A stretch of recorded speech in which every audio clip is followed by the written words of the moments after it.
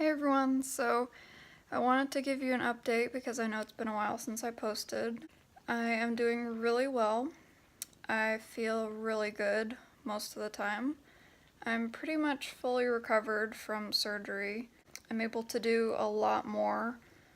I can't explain how good I feel because it's been so many years since I've felt this good, and it's really a crazy feeling to be able to actually experience life for the first time in so long. But I also wanted to let you guys know part of the reason why I've been gone, and that is because, well, a few things. You guys are gonna think that I'm crazy. There's Cleo. I actually got another kitten. Her name is Flora, and she is about a month younger than Cleo.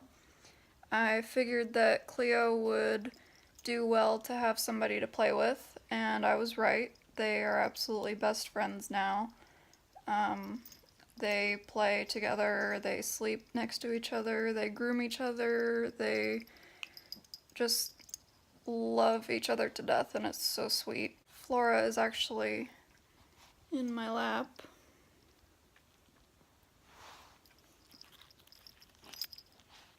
Chewing on my drawstring from my sweatpants.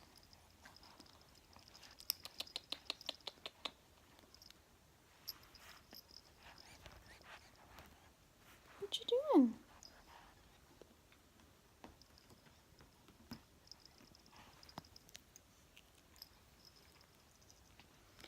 Ignore my shirt. I got it from Goodwill. I'm not actually a football fan. I originally went to the shelter to finalize Cleo's adoption because I had been technically fostering her since she was sick for a while and also hadn't been spayed. So they weren't allowed to let me adopt her with her not being spayed, so I was able to take her home as a foster with the intention to adopt her after she was spayed, so we took her to get spayed. The shelter covered the cost and everything, we just had to take her. So I went in to finalize her adoption, and they were still doing their free kitten and cat adoption event, and I was like, well, I'll just go look. And obviously I knew that I wasn't just gonna look because, I mean, how can you go and just look at kittens and not take one home? But anyways, I saw Flora, and she was this absolutely tiny, tiny, tiny little baby, and I fell in love with her obviously right away. And she was also sick. She had an upper respiratory infection just like Cleo did when we brought her home. So she was on antibiotics for a while. She kept getting sick again, so it was pretty scary for a little while. She was very small and very sick at some points, so that took up a lot of my time, taking care of her, making sure that she could breathe, keeping her nose clean, giving her antibiotics twice a day and probiotics in the middle of the day to help with the diarrhea that she was having because of the antibiotics.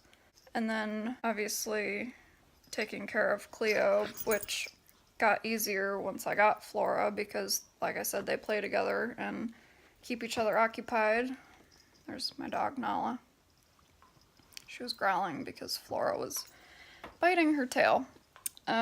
Anyways, so I got her, and she's better now. She's healthy, and she's getting bigger. Cleo is giant now. It's crazy how big she's gotten. She has such a big belly, too. She's very bottom heavy. So sometimes when I pick her up, like under her arms, under her front arms, like kind of like you would pick up a child, she, if I don't have a good grip on her, sometimes she just slips right out of my hands because her bottom half is so heavy. Cleo! What are you doing?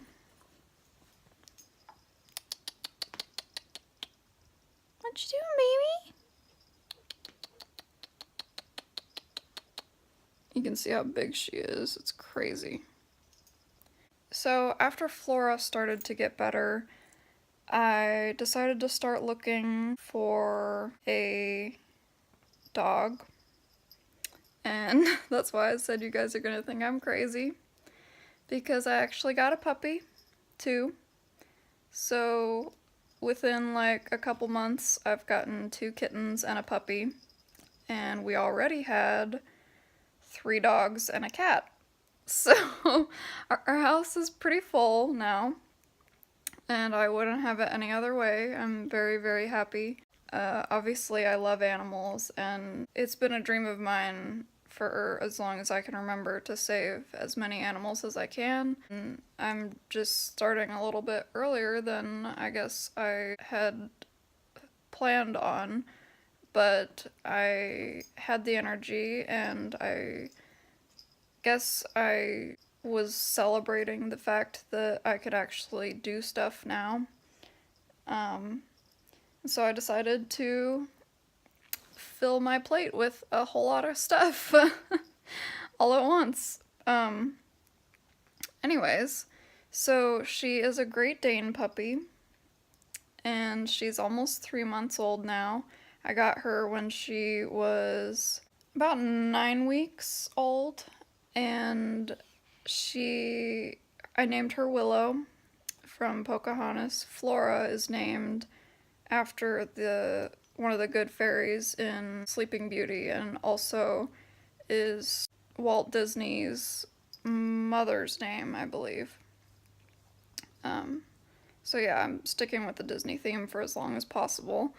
But Willow is quite the handful. She is teething, which is always fun. Biting at everything, chewing on everything. We're also potty training, so was a handful at first. Although she really hasn't had that many accidents, she caught on pretty quick that she needed to go outside. But it's just a matter of watching her and taking her out like every 20 minutes to make sure she doesn't have an accident. And gradually the time has gotten longer between the times that she needs to go out in the yard. But we're also crate training her, so she sleeps in the crate. And are you comfortable? She sleeps in the crate, which is sad. I wish I could sleep with her in my bed, but she's not potty trained and she chews everything, so that would not be good while I'm sleeping.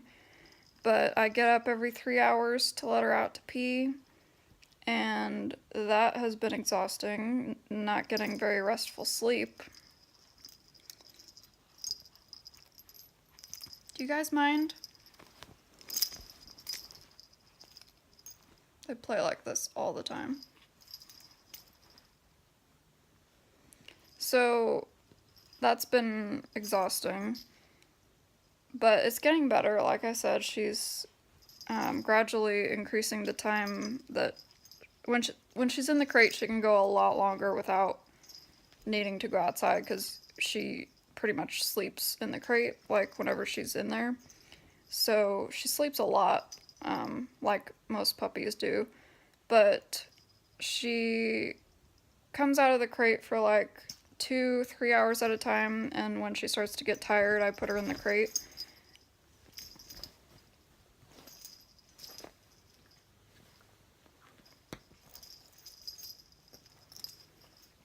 And she goes to sleep usually right away. So that's good. She's used to the crate now. She does whine when she needs to be let out in the yard, which is good because I know to let her out.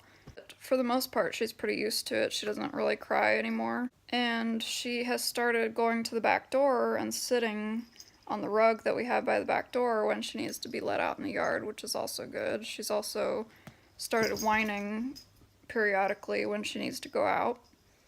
And she already knows how to sit and how to lay down, which is good. And I think that's pretty much it for her. My last update, as you can see, I don't know if you could tell that these are not eyeliner. These are actually tattoos that I just got. And I know that's kind of a big thing to jump into, but I've got my chest tattooed, I've got my hands tattooed. I mean, I have a lot of tattoos already, so it's not like I just went out one day and decided to randomly get my face tattooed. Like, I'm pretty experienced already. So that was an interesting experience. I definitely did not enjoy the pain. It was very painful, obviously, but it wasn't as bad as I psyched myself out for it to be.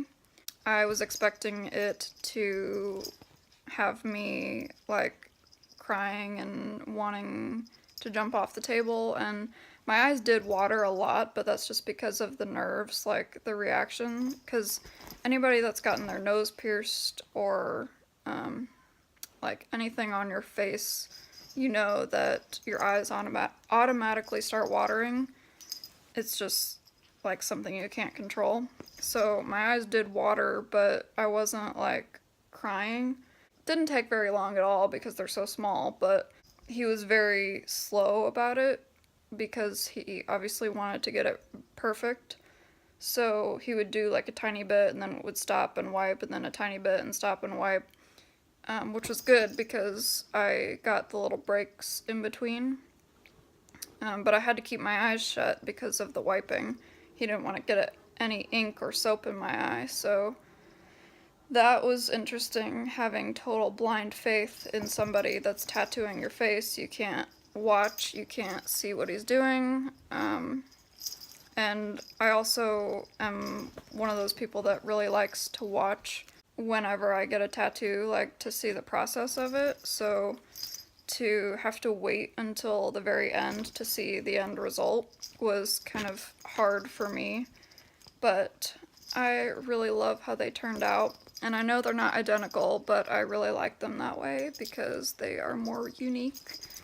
And that's about it for that. If you don't like them, you don't have to like them, but please do not leave negative comments about them because it's just not constructive and I will ignore them anyways. So, yeah. I think that's about it for this update. Like I said, it's been pretty busy here, so that's why I haven't posted in a long time. Hopefully I will be able to start posting a little bit more here and there as things start to settle down. But until the next video, you can follow me on my social media. They are always linked in the description if you want to keep up with my day-to-day life. If you want to know that I'm still alive, even though I haven't posted in forever. And I will see you in the next video.